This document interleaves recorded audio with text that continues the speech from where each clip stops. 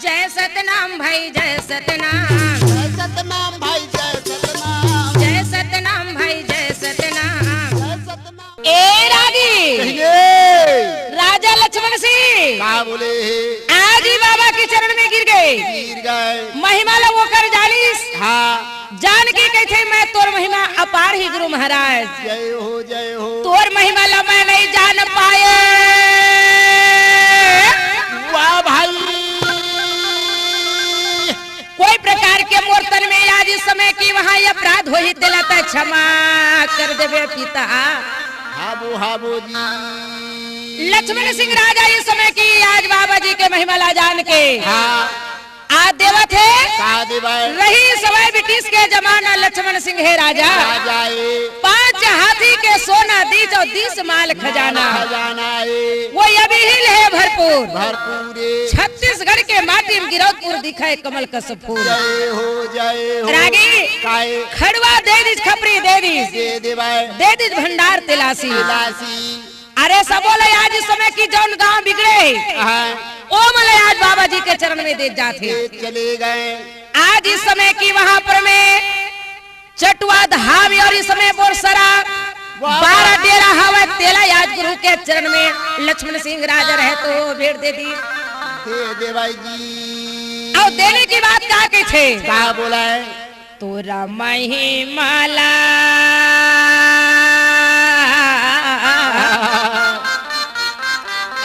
हे बाबा जी कैसे तोरा महिमाला नहीं तो जान गुरु बाबा तोरा महिमाला गा माला मैं तो नहीं तो जान गुरु बाबा जी तोरे महिमा लागा।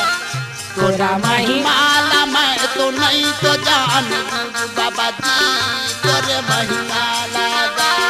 तोरा महिमाला बाबा तोरा महिमाला हो तोरा महिमाला तोरे महिमा लमाली तोरे महिमा लादी तोरे महिमा ला।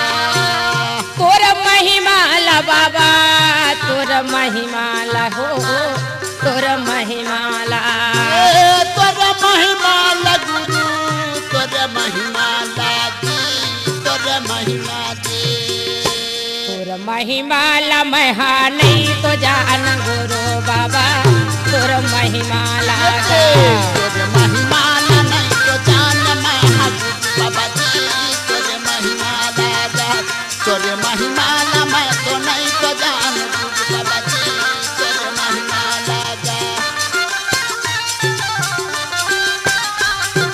ए हो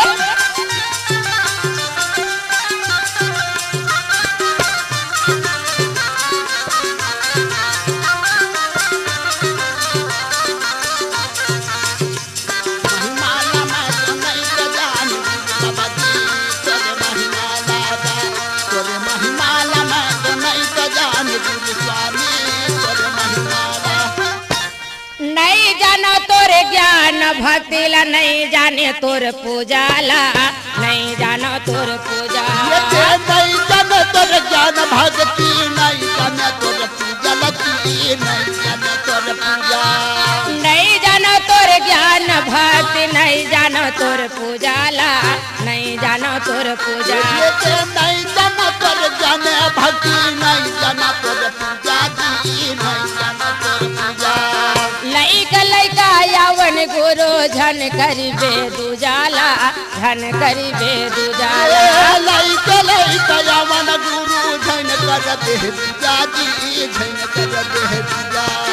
लैका यावन गुरु झन करी बेदुजाला झन करी बेदुजाला लैका यावन बाबा झन कर दे पूजा दी झन कर दे पूजा।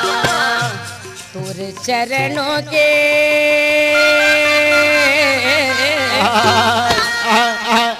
तोर चरणों के मोलाया सहाव गुरु बाबा तोर महिमा लागा। तोरे महिमा के मोल याद याद ये गुरु जी तोरे महिमा लागा। तोरे महिमा ला मैं तो नहीं तो जान गुरु बाबा जी तोरे महिमा लागा।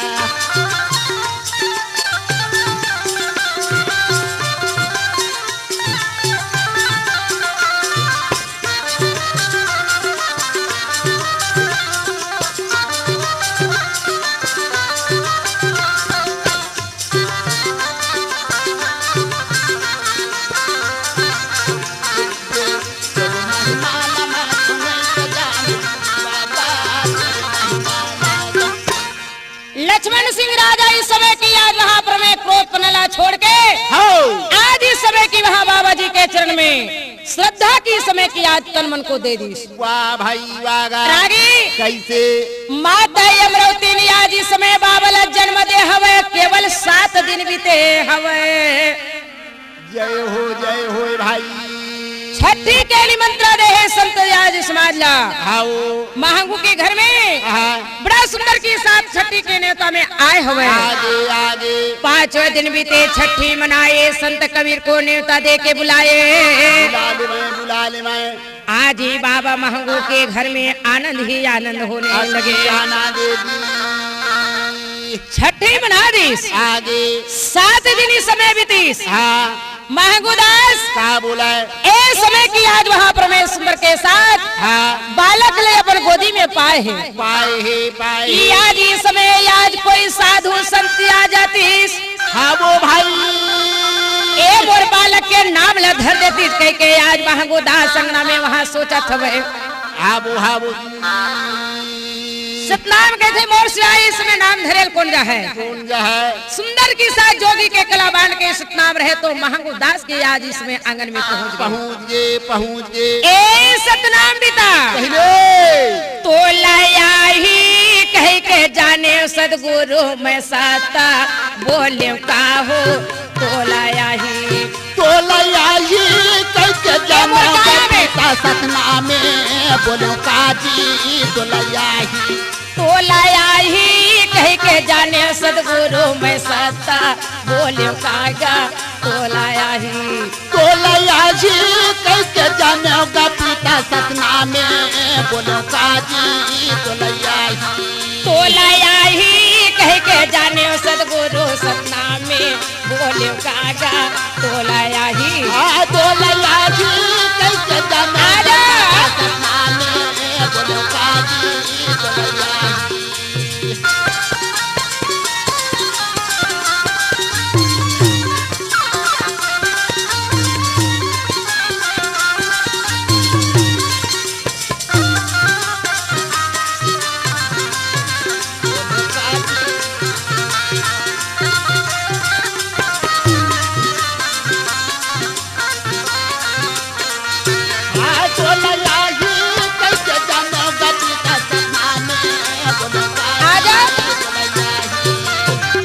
चरण में मुर्गी गए महंगूगा गुरु के चरण में पिता गिराना लगे काजी। सत्य बोले डंडा सरन तो रपैया लागे ना आसन माँ पुरसला बैठारा लगे काजी। सत्य बोले घर आई कह के जाने माँ गुरु मुरकाया बोले का हो सतना में घर आई कह के जाने बोलो काजी। घर आई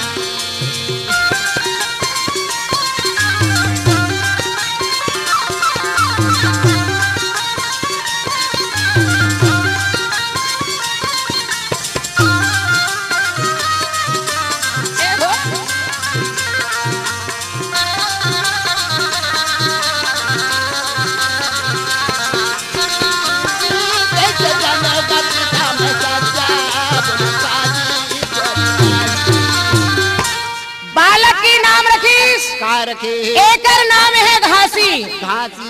घासी के मतलब है आज समय की घट घट में विराजने वाला घासी वाला है।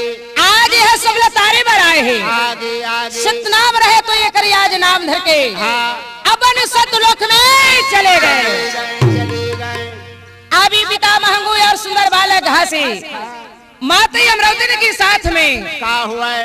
आज गिरतपुरी में हमें रागी 7 दिन हुए है घासी ले आज माता के गर्भ ल जन्म ले माता के आज सतलोक से विमान आ गए। आगे भाई माँ अमरावती ने कही बेटा घासी मोर बरिए आज सतलोक ला विमान आए हमें बेटा मैं जात हूँगा। कहे लगी भाई वो न माता तोले गुरेश यही बेटा काकर गोदी में ते जाके याद ते बेट बे घासी। माँ अमरावती बोले बेटा तोरी ये दुलार लग कौन पुरोही घासी।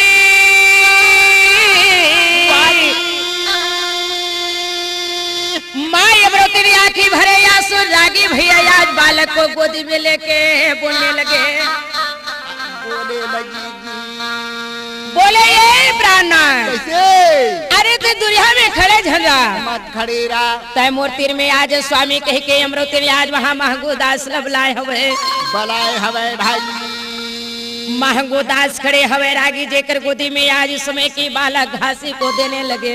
हाबू हाबू दी आज ये बालक की बाहर तोले लगे पति हो ये बालक लेते आज प्रतिपाल करवे हाँ एक है माय अमृति हाँ जी बालक ले महंगू दास ले सोपने के बाद हाँ। माता अमृति की हंसा साहत्य गलोखे बड़ा बड़ा लाले भैया की बढ़ाती सतलोक के लिए माय अमृति की आज वहाँ पर भी हंसा उड़ गए। होगा सतलोक की बीमार से अमृति रहे तो आज घासीदास महंगू को छोड़ के चले गए।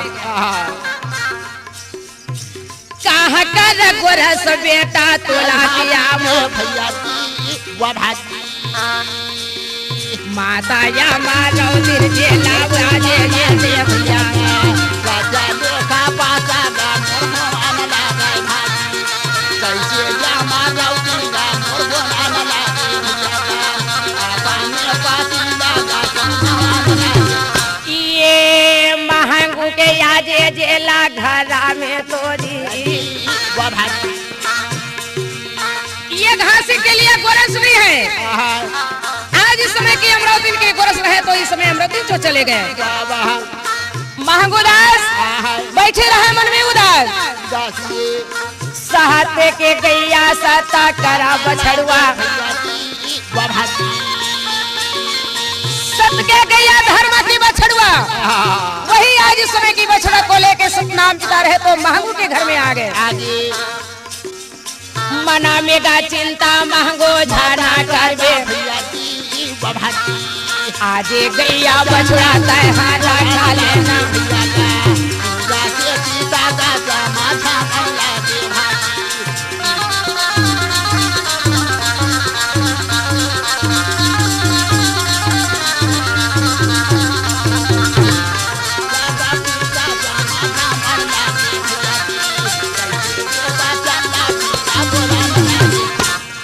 सतनाम गैया बछड़ा को देख के कहे महंगो आज इस समय की ये गैया की गोरस से तोर बेटा घासी लेते प्रतिपालक कर ले प्रतिपाला कर ले मगर एक बात है क्या बात? गैया की स्थल में तुला हाथ लगा के कोई जरूरत नहीं है। नहीं नहीं आज गैया की हाँ। स्थल के नीचे में बर्तन रख देवे महंगू दास हाँ जी। सुंदर गैया माता गोरस दी हाँ दूसरा बात जब तक गोरस पियत रही तब तक गैया हाथ तोर आज इस समय गिरधपुरी में रही होगे 7 साल की उम्र में हाँ अरे संगीत जवरिया के साथ में गली में खेले रागी भैया सब संगवारी मिलके आवे वाह भाई वाह जी घासीदास हाँ बचपन में करे खेला और अपन तो गुरु बने बनावत हवे चेला चेला चेला अरे छोटे से उम्र रहा ना हाँ सब लड़का में सकलावा तेला पढ़ावे कैसे और अपन है गुरु बने कैसे ढंग के पढ़ावा है सब लड़का ला कहे बाबू हो हाँ अरे दूसरा के नाम ला छोड़ो छोड़ दाओ सतनाम कह के आज सब लड़का मन को या घासीदास पढ़ाने लगे।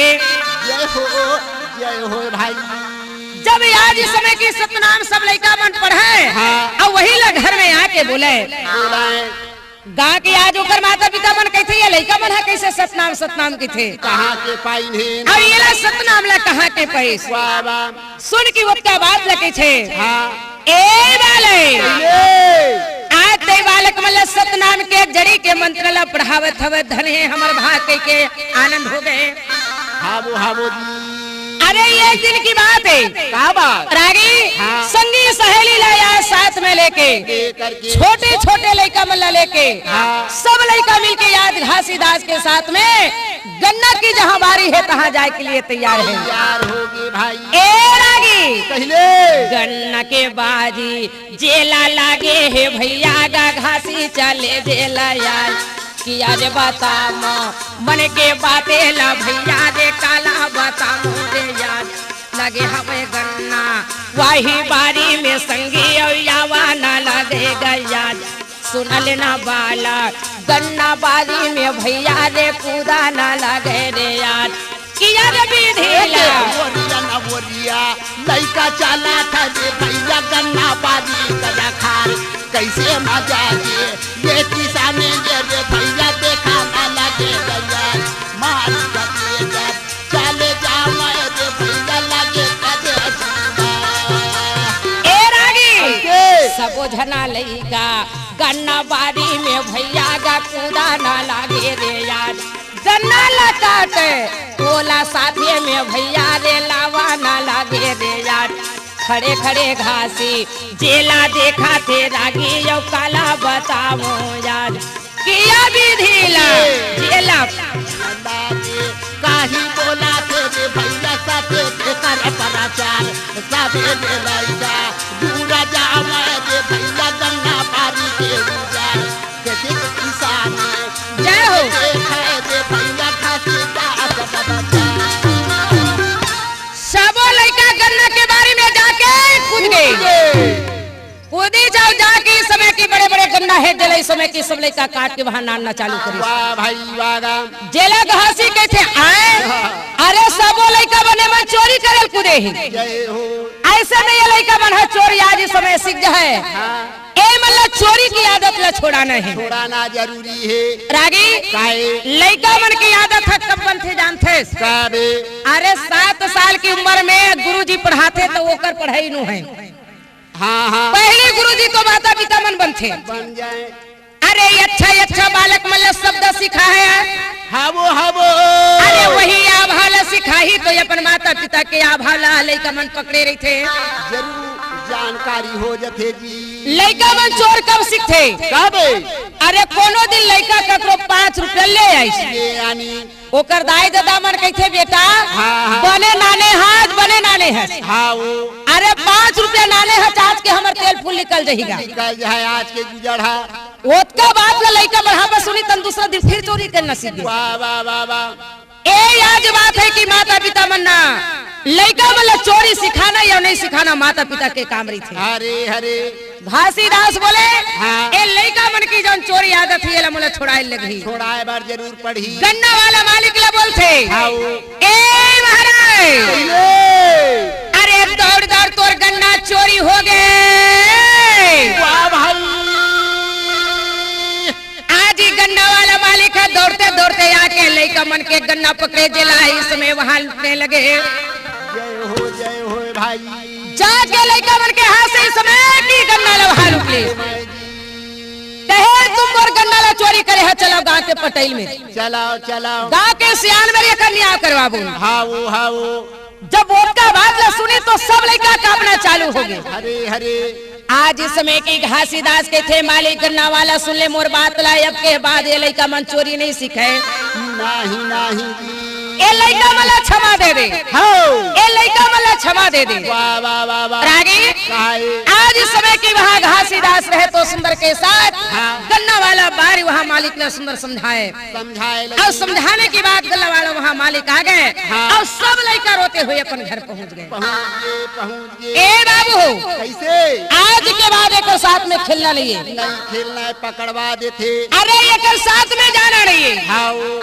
ये समय की आज सबो बालक रहे तो अपन घर में बैठ गए रागी भैया और घासी के साथ में कोनो नहीं खेले नहीं घासी रहे तो अपन मन में सतनाम या सतनाम कह के विराजमान के सुंदर अपन घर में रहा है हाबू अरे ये दिन की मौका है बात घासीदास की जब सबो लड़का मतलब सुरता आई हाँ तो आज सब लड़का मिलकर फिर घासीदास के पास में जाए के लिए तैयार है तैयार हो गए महंगू के घर में गुरु आए कागा महंगू के घर में गुरु आए ना ये महंगू के घर में गुरु जगे कागा महंगू के घर में गुरु जगे ना महंगू के घर में गुरु आवे का वो महंगू के घर में गुरु आवे ना ये महंगू के घर में गुरु जगे कागी महंगू के घर में गुरु जगे ना लगे हवे सत के ये समाधि वो महंगू के घर में गुरु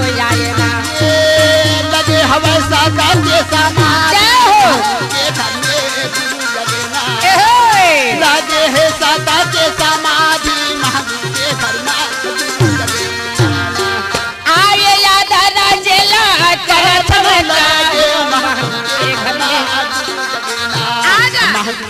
घर में गुरु लगेना सब जला लइका मोरा घासी के तीर में गा महागुरु के घर में गुरु लगेना जय हो घासी के के घर में गुरु लगेना भूल या चूका जेला माफियो दे है महगू के घर में गुरु लगेना महागुरु के घर में गुरु लगेना हाँ लागे है सत्ता के समाधि महगू के घर में गुरु आए ना लगे है दादा के समाधि महागुरु के घर में लगे है दादा के समाधि महागुरु के घर में लगे हवे सबके समाधि महंगू के घर में गुरु आए वाह भाई वाह गा बेटी बादशाह गुरु महाराज तो वहाँ विराजमान है हाउ अरे सतनाम के नाम ला सुन के ये देख गंगा माता आवत हवे हाँ बोजी महूल तोर चरण में रख ले कही के आज बाबा जी के चरण में गंगा माता पहुँच गए हाँ जी ए समय की आज वहाँ सब लड़का के थे हाँ घासी कैसे तोर मन हा काबर हवे उदासी काबारे अरे चल जाबो जंगल की ओर और माँ और जंगल में जाके भैया लकड़ी उकड़ी लाबो चला होगा रागी काए आज सब लड़का कोई लेके घासी रहे तो इस समय की वहाँ पर में जंगल में चले गए चले गए जी जंगल में जाके आज इस समय की वहाँ पर में लड़का मन के साथ में घासीदास पहुँचे रागी पहुँचे लगी भाई सब लड़का अरे आज जंगल की कारोबार हो बड़े बड़े वृक्ष में अति सुंदर इस समय के फूल खिले वाह वाह वाह वाह कतको लड़का मन है जाके फूल लटोरे सो रहे कतको लड़का मन जाके समय की आज वहाँ पर में लकड़ी ल सकेला हाओ बाबा इस समय घासीदास का करे सब लड़का ला छोड़ के हाँ आज इस समय की वहाँ पर में सतनाम के ध्यान कर जाके बैठे हैं हाँ जी हाँ ए रागी काहे सहते के ध्यान जेला रखे है एगा भाई सबके ध्यान रखी है आज इसमें घासीदास हाँ चारों तरफा बादल छाए है जला बोला थवे भाई कैसे बादल लागी जय हो सतनाम की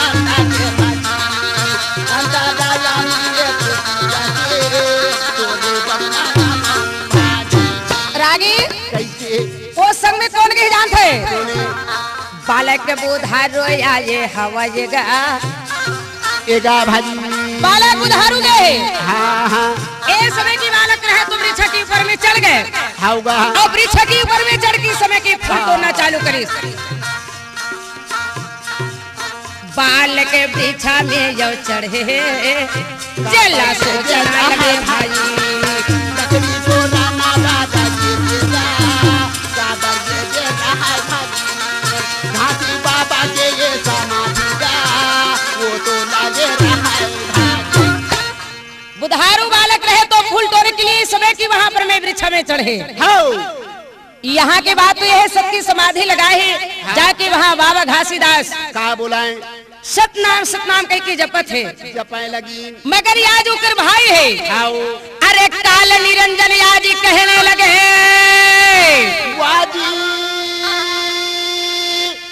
आज मोर भैया सहजन गे हवे देकर महिमा का काहे अभी ला नहीं देखे नहीं जी ए समय की काल निरंजन है तो आज वहाँ पर में काली नांग बन गए बने हैं अब काली नांग बन के जाके हाँ आज बुधारू फूल टोराती देकर इस समय की पर लगा वाह वाह वाह वाह जब बुधारू की परला इस समय की काली नांग काटे हाँ बुधारू कहे घासी कहले ना मोर ते प्राण लवे चाले वे घासी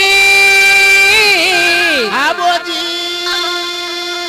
काली नांग आके मोरिया जी समय पर लड्डल कह के बुधारू रहे तो आज वहाँ पर में रोने लगे हाँ बोजी सब लड़का मनाज समय की बुधारू ला देखी तो वृक्ष से नीचे गिरीश हाँ हाँ और नीचे में गिरने के बाद इस समय की बुधारू के हंसा रहे तो याद उड़ गए वाह वाह वाह वाह वाह वाह रागी काए काया सी थिला बेटा के हो गेगा हाय हाय बुधारू की काया शिथिल हो गई इस समय काली नांग के डसने के बाद धरती में गिर गए जय हो भाई सब लड़का मन दौड़ते दौड़ते बुधारू ला देखी तो बुधारू आज हले न डोले वाह वाह ए डहर घासीदास का बोला है सतनाम के ध्यान में बैठे हैं। बैठे है रागी काए सब जना लइका मिलके आवथे जला गुरु लगे भाजी घासी बाबा के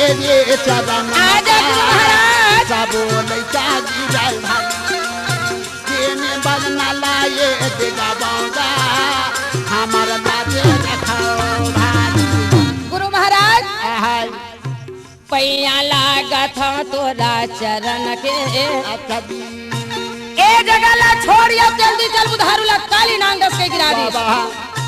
रागी कैसे सत के समाधि छोड़े बखरील में जाए हाँ सब चावे बुधारू ला जला आज गुरु हजिलाए जिलाए सत के ध्यान करती जला छोड़ के आज इस समय की वहाँ चले लगे होगा अपना नजर में गा देखा थे वही नागेला देखे भाई चारा नाया माजी बना दीजिए ये पिया मन लगे भाजी बालक तू धारू का जमुहे माँ अमृत देवन लगे भाजी जब सुनीच की बुधारू ला इस समय सर पर काटे ही हाँ ध्यान लगा के देखी तो इस समय की काल निरंजन है तो या सर पवन के काटी है। जय हो सिया जी घासी कहे वाह वाह भैया वाह भाई अरे तय काबर मोर महिमा बुझे बर आए हवज कह के याद इस समय की घासी दास काल निरंजन को कहने लगे कहे लगी आ गई बुधारू के तिर में हाँ सतनाम कह के आज इस समय की घासी दास आज वही जंगल के जड़ी को या हाथ में रगड़े और रगड़ की समय की वहाँ बुधारू के मुख में डाले डाल देवाएं सारी समय की सर्प की जो मुजहर है हाँ। बाबा जी की अमृत को डालने के बाद सतनाम कहे कि बुधारू रहे तो इस समय की जिंदा हो जय भाई बालक मन देखी कहे कि घासी की जय हो घासी दास की जय हो सब लड़का जय जय मनाते घासी दास के समय की आज गिरधपुरी निवासी में पहुंच गए भाई वागा ए महिमाला जब लड़का मन जाने तो लड़का मन आज इस समय घासी दास ला 1 मिनट बन नहीं छोड़े नहीं छोड़ेगी एला में कतिक से बताओ कहिए आज इस समय घासी दास 8, 9, 10 साल के हो गए हाँ हाँ 11, 12 साल के हो गए आओ ई आज गांव के नर नारी मन कही थे ये घासी के पास में का सकती है का सताव है का चीज हवज के ना कौन जाना सब लइका मन ला भुरिया डरे है सब लड़का मन एकर पास ला छोड़बे नहीं करे आज ही कर चरण ला छोड़बे नहीं करे नहीं आज न तो ये अपनो काम करे न इस समय की ये लड़का मन ला काम काज सिखावे नहीं सब झन मिल के आज वहाँ महंगू दास ला बुनने लगे लगे भाई हे महंगू दास आज दुर्बीता घासी ला कुछ काम सीखो बता दे अरे काम दिया सीखी जब ही समय की ये काया पार हुई रागी भैया वो गांव के किसान है ए समय की आज जेकर नाम है गोपाल मरार गोपाल अरे जेकर घर में 12 झन नौकर लगे हवे हवो अरे कुछ नहीं तो ये नौकर मन के काम ले आज घासी अपन नजर में देखी तब बोल सीख जाए चले जात हवे जी अरे ज्यादा नहीं तो वो कर घर में नौकरी लगे के काम नहीं है नहीं नौकर बना काम कर ही तेले अपन नजर में देख के सीख जाए वाह रागी घासी दास ले आज इस समय की गोपाल मरार के घर में ये नौकर मन के साथ में वहाँ काम काज सिखाए बर भेज दी जय हो एक दिन की बात है का होगी गोपाल मरार की 12 नौकर है तो आज वहाँ पर मैं खेत में गए हैं ये रहा वही खेत के पास में अरे धान बोवाई चला थवे रागी भैया आज 12 नंगरिया मन नागर फांदे रहा है फांदे है गोपाल मरार जाके बाजार से अरे 2 ठो बैला गरियार जला इस समय खरीद के ले आए हैं अब ओला वो कर नौकर है आज इस समय की वहाँ पर में सुंदर नांगर फांद के और बैला ला रेंगाए के लिए चालू है बैला बन गरियार हवा रेंगा नहीं भाई और जेला देखे वो नगरिया किसान टेकर तन में आसमान गुस्सा भर गए आज मोर नांगल लटका दे कहा आज भी वो नांगल लटका दे के उठावे तू तारी अब मारे बर तैयार ओला देख गरी घासी दास के थे अरे ये ला मारे पीछे के काम नहीं के जाके नगरिया के भूला ला पकड़ ले जय हो तोर से आज इस समय की ये बैला नहीं रेंगते नहीं तो आज ये ला छोड़ छोड़ दे और छोड़ के तय आगे जा। आजा वो गरियार बैला ला जान डरीस हाँ और जाने के बाद इस समय की वहाँ बैला के पास में जाके हाँ। और घास की दास रहे तो फिर इस समय की गरियार बैला लरेंगाए के लिए चालू है। का बोले तो का कहा सुनत है हाँ हाँ घासी दास गुरु बन गे नगरिया वादी देख तो हाँ घासी दास गुरु बन गे नगरिया बाबा अरे बोए ल जावे धा अरे कोड़िया बैला ल बाबा हरेगा अब देखे सबो किसान अग कोड़िया बैला ल गुरु हरेगा अब देखे सबो किसान घास दास बाबा बन के नगरिया वह बोए लजावे था गरियार बैला बाबा हरेगा वह देखा जा देख भैया रेंगा गरियार बैला गुरु हरेगा वह देखा जा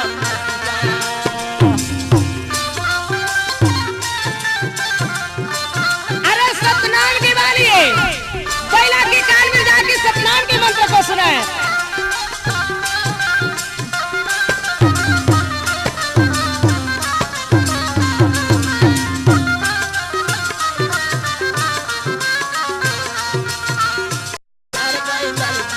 रेंगा थे गरियार बैला बाबा हरेगा वह देखा जा अधरे में नांगर अधर तो तारी अधर चले नगरिया औ अधर चले नगरिया। हाय हाय अधज मना गज अधज पिताजी चल भैया चल नगरिया अधज मना है नगरिया अधरे में नांगर अधर तो तारी अधर चले नगरिया औ अधर चले नगरिया। हाय हाय अधज नागर अधज पिताजी अधज ये जोतवैया अधज ये जोतवैया सत के मंत्र गुरु ह सुनावे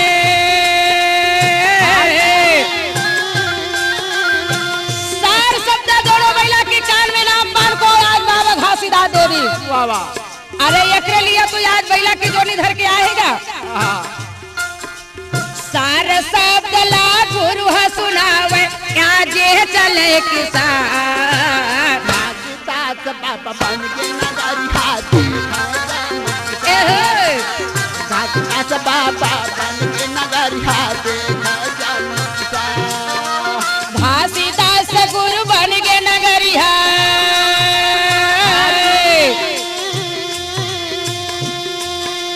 घासीदास गुरु बन गे नगरिया बोयल जावे धा गरियार बैलाल बाबा रंगा बजे है जान गरियार बैलाल गुरु हरगा बजे है जान गरियार बैलाल बाबा हरेगा वही देखे सब किसान।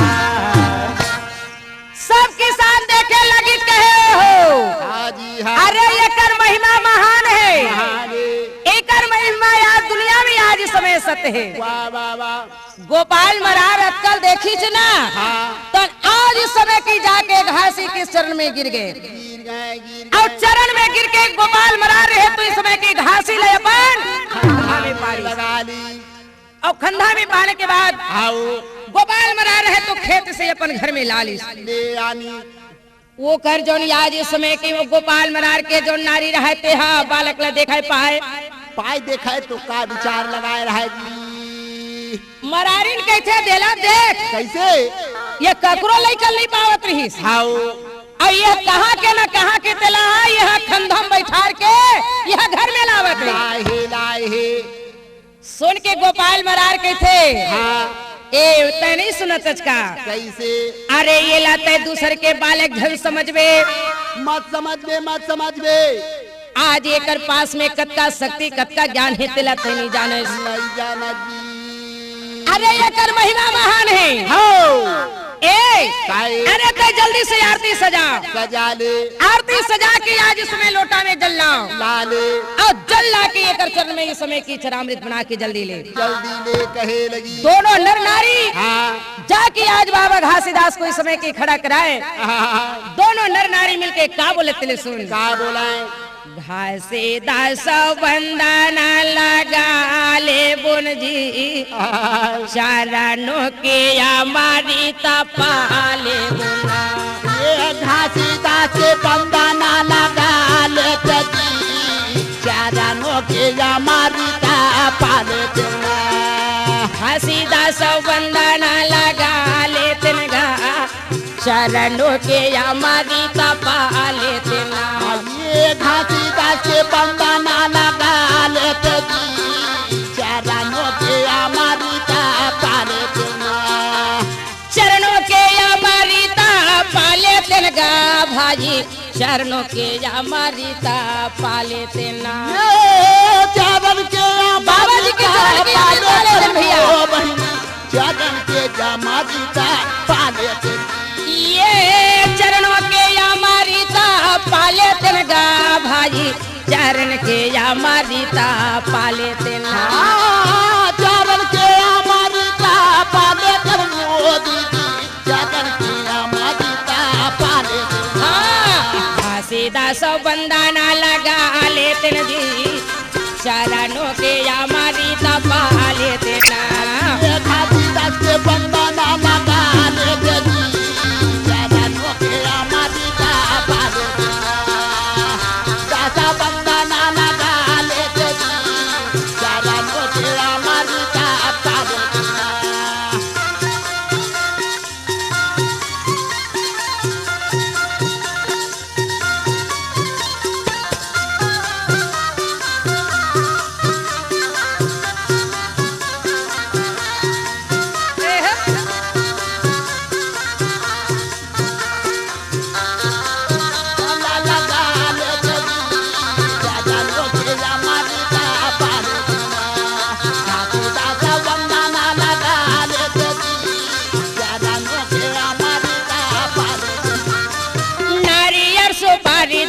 धल्ला बंगला पाला धल्ला बंगला पाला। अल्लाह के खरे चरण माँ बहनी मूर्ति हो ही प्राण हा मूर्ति हो ही प्राण हा।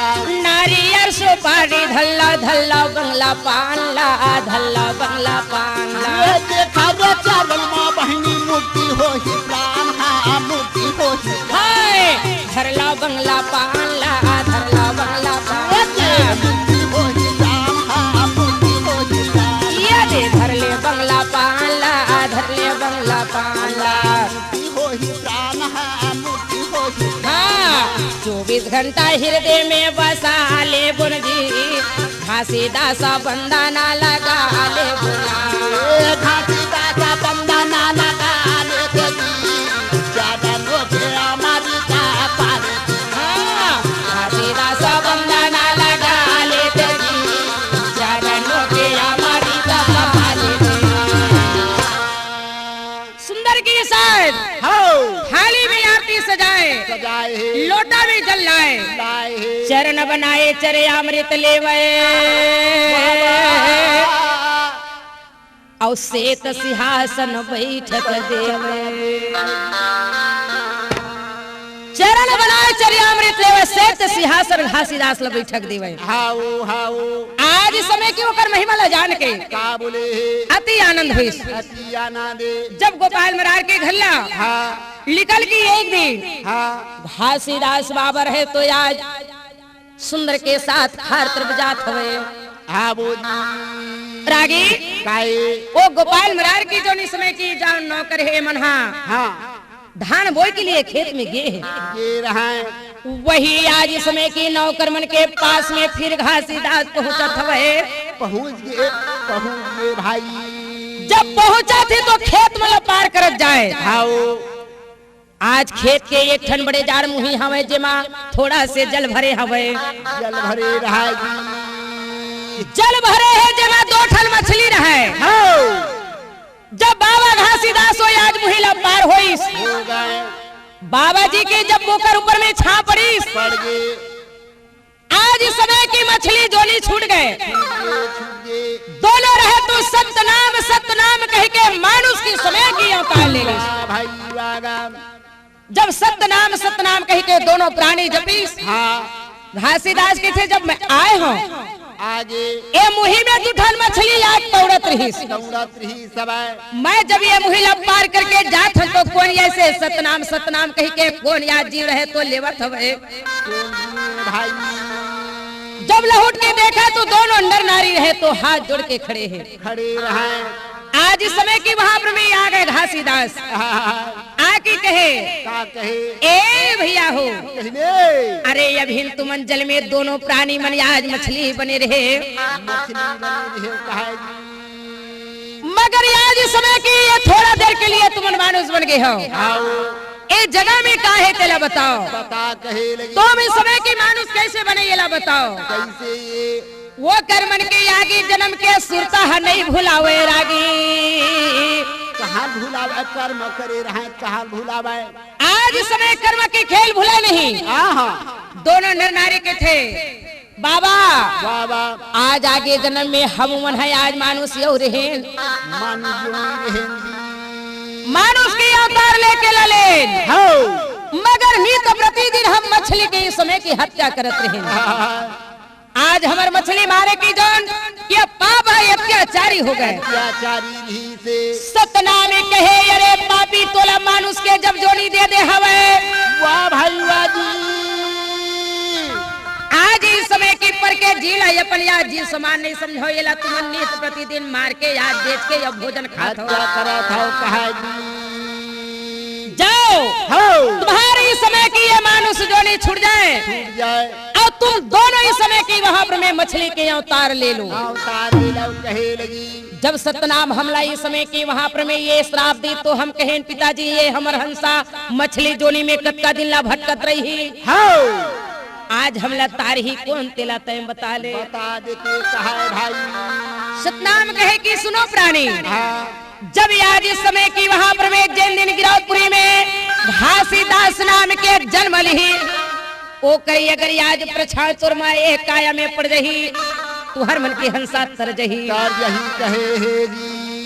हे पिता हम जान डरे की आज इस समय की तय हरत मालिक। दोनों नर नारी जाके का बोले थे, का बोला सभी के तरैया मोला तारी ले बाबा जी, सब के तरैया मोला तारी ले नाना, सबके तरैया मोला तारी ले बाबा जी, सबके तरैया मोला तारी ले नाना, सबके तरैया मोला तारी ले बाबा जी, सबके तरैया मोला तारी लेना, सबके तरैया मोला तारी ले पिताजी, सबके तरैया मोला तार ले देना, मोला तार लेना बाबा जी, सबके तरैया मोला तार लेना, मोला तार लेना बाबा जी, सबके और चरण में खड़े हो तार ले गुरु महाराज, मोला तार लेना सबके तरैया मोला तार लेना, तोहरे चरण में हमार मुक्ति है प्राण गुरु, सबके तरैया मोला तार ले देना, नर नारी बाबा करा चरण में गिरे हैं, सबके तरैया मोला तार ले देना, सात के नामा जेला झनाया दे भूलोगा, सबके तरैया मोला तार ले दे, मोला तार लेना बाबा जी, सबके तरैया मोला तार ले दे, मोला तार ले दे बाबा जी, सबके तरैया मोला जय हो बाबा जी के, मोला तार ले दे सबके तरैया मोला तार। दोनों प्राणी की हंसा तर गए। बाबा जी की ये महिमा अपार है। अपारे रागी काए जब ये दिनों कर्मन धान बोते जे जगह में 5 ठंडाला में धान भराए है, भराए है, अरे ये मन नांगर फांद के केवल तैयार है, तैयार है, धान अभी खेत में छिंचाए नहीं। नहीं आज इस समय की चले गए बाबा घासीदास, चले गए और जाके नागर फान के तैयार हवे, पांचों डाल के धान ला एक मुठा निकाले निकाले हवे जी। और एक मुठा निकाल के समय की आज वहाँ पर में खेत में छिट दीस। जब खेत में छिटीस ए समय के आज वहाँ पर में 5 मुठा धान में आज वहाँ पर में सुंदर के 7 बाहर में धान बोआ गए। आज 4 मुठा ला खेत में डाले, 1 मुठा ला आज वहाँ सतनाम के ऊपर में फेंके। देखे आज नगरिया बन गई थे, अरे डाला की डाला यहाँ यार धान भरे थे। अब यार इस समय खेत वो आगे की थे, उसका बात ले सुनिस। गांव के किसान मन कही थे एक हासी की आज इस समय काम तो देख 5 डाला धान भरे थे। अब याद कहा थी ये खेत पूरा वो आगे। अरे तुम्हारा विश्वास नहीं है तो सब जाके देखो भाई गुरु के महिमा ला। तो गांव के गिरापुरी के अंदर नारी मान फिर बाबा जी के महिमा देखे पर जाए के लिए तैयार है। चल देखे ला जा बोन गा भाई, बाबा के महिमा महान है। चल देखे ला जा मोदी बाबा के महिमा है भारी। चल देखे ला जा बोन गा भाई, बाबा के महिमा महान है। चल देखे ला जा वो बनी साहिब के महिमा है भारी। बाबा के महिमा महान हवेगा भाई, गुरु के महिमा महान है। ये गुरु के महिमा महान हवे वो बनी साहिब के महिमा है भारी। ये बाबा के महिमा महान हवेगा भाई, गुरु के महिमा महान है। ये गुरु के महिमा महान हवे मोदी साहिब के महिमा है भारी। चल देखे ला जा बोन गा भाई, बाबा के महिमा महान है। चल के तेरा जाकर चलो भैया चलो। हम तेरा जाकर मोदी बाबा के महिमा भारी।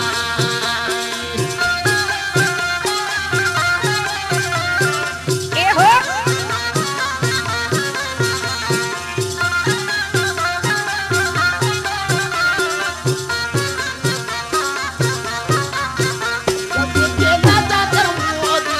चलो दीदी चलो।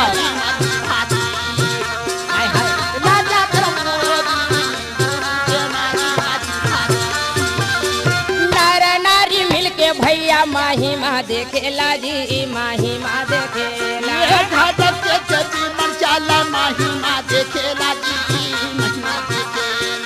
नर नारी मिलके भैया चाले महिमा देखेला, चाले महिमा देखेला।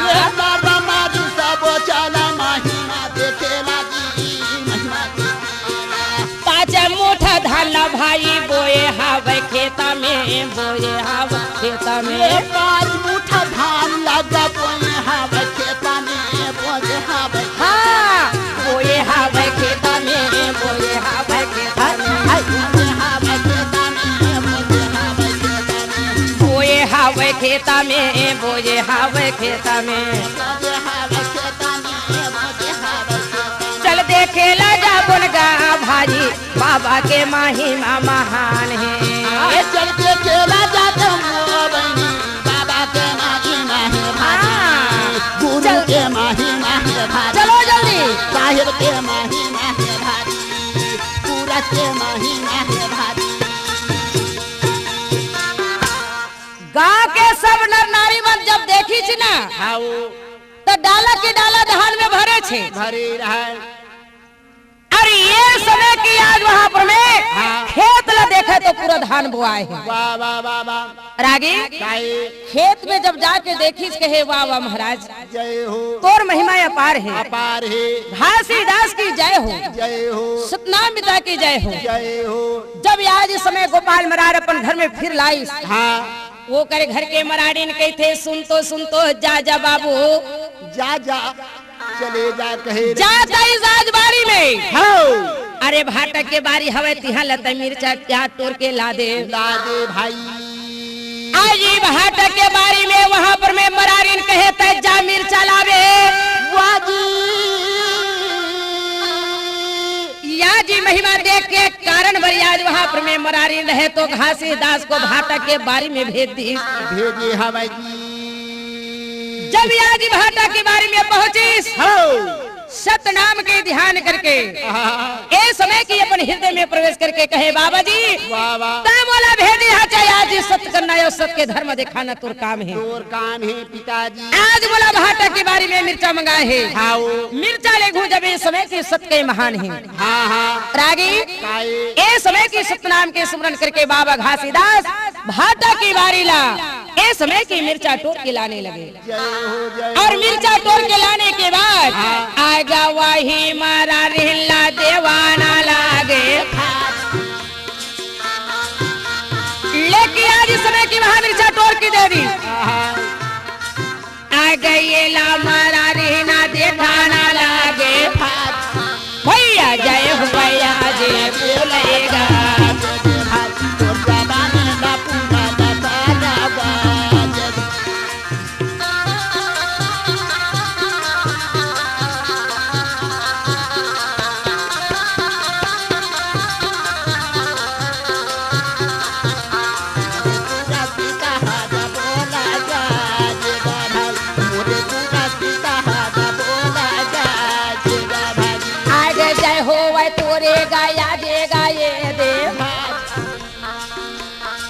घासीदास बाबा की जय हो गिरौदपुरी के निवासी रहे तो सतनाम की जय करे आगे जय जय गिरौदापुरी में होवे आगे छाता पहाड़ बाबा देगा भैया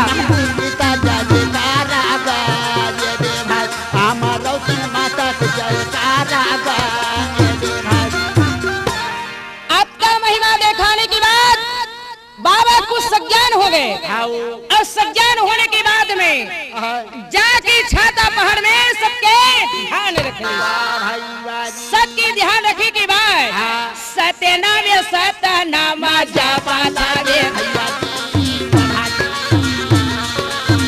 सतनाम की जय हो सतनाम की जय हो आज छाता ये पहाड़ में जाता सत्यनामा कह के देला मोला गावे भैयावा जाते सारा नाम ला मोजा पान ला जाय भाजी कैसे ना जाते जी बोला ना लागे भैया ये गिरौदापुरी के नारा नादिया